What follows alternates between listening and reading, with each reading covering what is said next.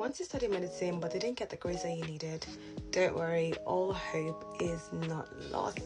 Hi, my name is Dr. Dami and I got into med school with a BTech extended diploma. Okay, so let's start by talking about the natural course of action, the natural pathway to study medicine in the UK.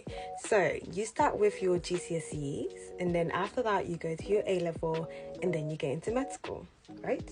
However, certain things can happen and you don't make the grades either at your GCSE level or your A level, and so you can't get into med school. But here are other ways that you can end up in med school, even if there's a flaw in one of these two areas. Starting with the GCSE. So say for example, you've written your GCSE exams, you didn't get the grades that you needed, which is what happened with me. So I missed my grades by 2 marks. So I couldn't get into A level to do the biology and chemistry required to get into med school. So GCSE crossed out. You didn't get the grades that you needed, you couldn't go to A level. So the next option is to do a BTech extended diploma, which is what I did. And then after that, you can consider doing a first degree.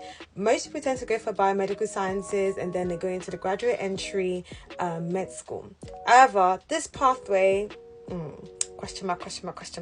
And the reason why I say that is because for you to get into this graduate entry med school, the competition is so high, like it's very competitive.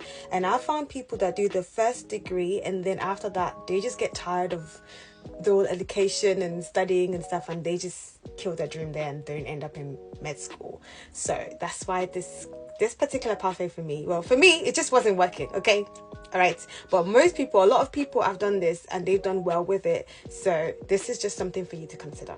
Number 3 is this. So you do your extended diploma and then you can get into some med schools here in the UK. I found out you can. I didn't know this was a thing before, but yeah. You can now get into med schools in the UK that offer foundation year and you can study medicine there. And yeah, if that doesn't work out, you can then go study abroad, which is what I did. So I went to a European university. I went to Cyprus and that was where I studied that was what I did in my med school. So that's what I studied for the last 6 years and I graduated quite recently. So this is the pathways for you to consider if your GCSEs did not go well. Come back for part 2 where I talk about if your A levels did not go well, how other way can you get into med school.